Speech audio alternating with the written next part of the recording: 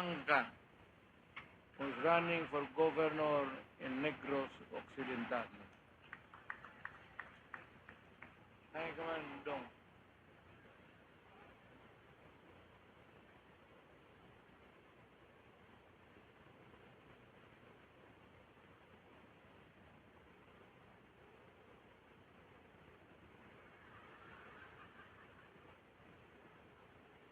Nagtinudluan naman mo niya.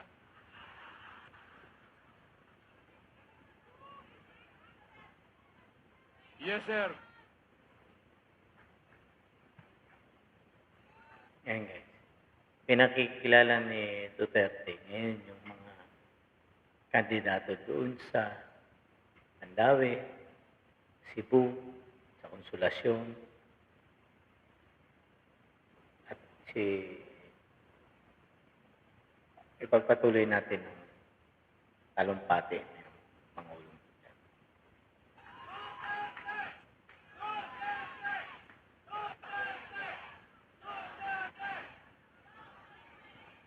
Nakoy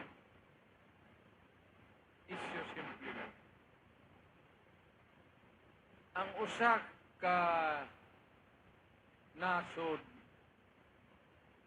naanay pundo niya nga gold. Gold ba? Kana munay iyang itubag unsa man ang imong kwarta papel malang na asa man ang balor ana asa ang backup ana mayong kadayon niya ang among gold reserve kaya namo o palit og asa magnegosyo kay naa mi gold ug naay balor among kwarta ang putlag wa na ko magbaling-baling ng ilang computation. Ang atong gold karon nahurot og baligya. Yung mga ginto natin, So kanang imong papel gigunitan, binenta na lahat ni Marcos. Unti-unti na pagbenta. So, grabe na talaga. at kapunat daghang tag gold reserve. Gaan na kaayo na hantod nga wa nay nasod matag. O di na mo honor ana kay wa na nay value. Ang unang gikawat ni Marcos ang atong gold reserves. Sige, mobitaw nang ni ako. Actually, suko ko putang ina nila. Sige yan ang nagbaligya ang atong gold hantod karon gamay na lang ka. So, unsaon lang pagtindog ang atong ekonomiya pag-abot sa panahon, masirip nila nga wala na tay back up sa atong kwarta. Importante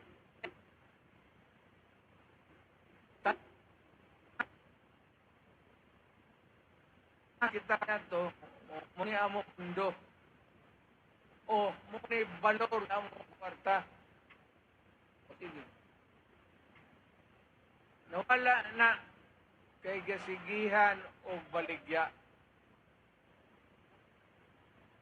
Wa ta mahibaw pilay gibaligya og kanosa. Buo nay nakong putang inan diha nga wa ta mahibaw. Wa ta kahibaw ang gold diin gibaligya og pila.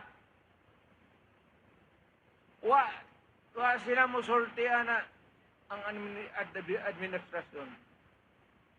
Grabe. Wala dapat public na kay public issue, public property, public money. And yet, yung natamo, padoong na siya sa pagka-dictator. Padoong na siya dito, di na magbaling-baling og ingno nimo, hoy, hay naman tong among gold, di man nimo magbaligya, pilay imong halin. Wala na. They don't bother to answer, and they don't bother really to give a statement to the Filipino people. Lisod na na. Perting lisura na. Muna yung una, karong pila ka adlaw, mga pobre kita ni.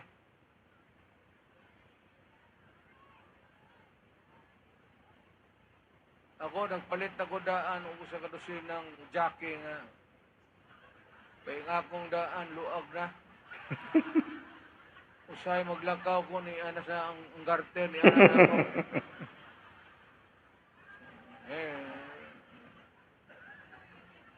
Pobre na gud ta.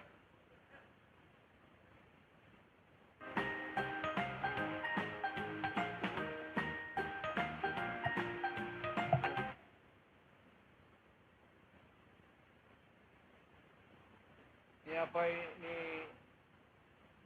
si Pam Bari 4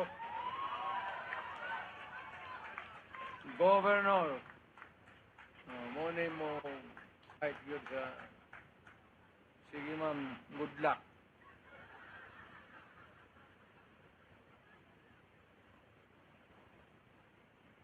May pa bang lawas ni Gwen?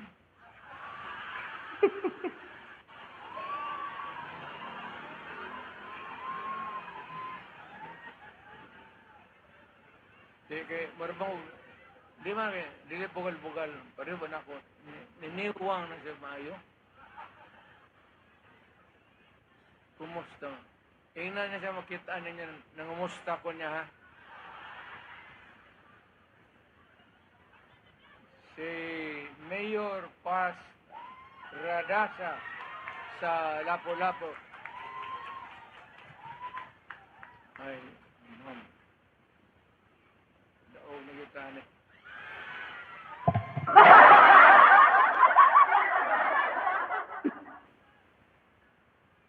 Kanibang mga katsila, salvahe sino mga yawa. Tingnan mo yung ginawa nila BBM sa gold natin. Ang sabi ni Pangulong Duterte, unti-unti na nilang binibenta. Ang masakit nito, hindi nila sinasabi sa publiko kung kailan at saan at kung kanino nila binenta ang ating ginto. Maliwanag na public trust yan. Hindi na nila pinapaalam sa publiko ang lahat ng ginagalaw nila. Katulad na nga ng sinasabi ni Pangulong Duterte, papunta na si BBM sa pagkadiktador, katulad ng kanyang ama. Hahayaan ba nating mangyari ito? Kaya nga si Pangulong Duterte, kahit na may edad na yan, gusto niyang tulungan itong mga kandidato niya kasi sobra na talaga ang ginagawa ng gobyerno ngayon. Saan ka makakita na reserve na ginto natin, unti-unti nang binebenta? Ang masakit nito, hindi natin alam kung saan at kanino at magkano ang pagkabenta. Yun ang masakit. Talagang nililihim na sa atin lahat. Talagang napakalupit ng gobyernong ito. Kaya mga kababayan, pagdating ng butuhan, siguraduhin po ninyo na huwag niyong iboto ang mga kandidato niya ngayon. At sigurado ako, once na manalo yan, tuloy-tuloy lang yan sila. Parang katulad lang yan ang sinabi ni BBM nung in-interview siya ng isang reporter nung may nahuli silang 3 tonelada daw yata na droga, na driver lang ang kasama ng 3 tonelada na droga. Ang tinanong sa kanya ng reporter kung ano daw ang warning niya sa mga drug lord. Ang sagot ng ating mabait na Pangulo, Ito ang sagot niya. Bahala sila. Tuloy-tuloy lang sila sa kanilang gagawin at tuloy-tuloy din kami sa aming gagawin. Sa tingin mo, makatuwiran bang sagot yun? Hindi ba lang siya nag-warning doon sa mga drug lord? Talagang binigyan niya pa ng pagkakataon yung mga drug lord na, uy, ituloy-tuloy lang natin ang ating ginagawa. Grabe. Ibig sabihin, parang siya pa mismo ang nagbigay ng uy, ang presidente, sinabihan tayo na tuloy-tuloy lang tayo. Saan ka makakita ang presidenteng gano'n? Ha? Ang sagot ba naman, tuloy-tuloy lang sila sa kanilang ginagawa? Basta kami, tuloy-tuloy lang kami sa aming gagawin. Ganun. Tama ba yun? Presidente ba yun? Ha? Tuloy lang natin yung talumpati ni Pangulong Duterte. Sa unang panahon, iabot na sila sa Pilipinas. Gusto mo sa Leyte, diyan ay parking itong ilang galyon. Maya ba ng mga barkong dago. Sulod sila, patay nilang Pilipino, kulata nga to, kulata dire. Nasaka sila sa taas, sinahinay. Ang Pilipino gud niya to in taon, sundang lang. Ang katsila niya to pagka naog nila, naana sila'y pusil. Huwag dag-anan akong lulo. Dito sa taas. Siyempre, ako gitong lulo kay ang Tingnan mo ang media natin ngayon. Hindi nila pinick up yun. Yung sinabi ni Duterte na binenta na paunti-unti ang ating ginto. Walang pumick up nun. May walang malang nagtanong sa kanila kung kay Pangulong Marcos na kung totoo ba ang sinasabi ni Duterte na wala lang. Parang wala. Baliwala lang sa mga mainstream media. Hindi man lang nila tinanong ang ating presidente. Ha? Wala lang. Talagang kumpirmado talaga siguro yan. Kasi totally tahimik talaga ang ating mainstream media. Wala talaga silang action. Wala silang pick up na balita. Kaya kayo talaga, pagdating ng butuan, siguraduhin niyo po talaga na mananalo itong PDP laban. Straight.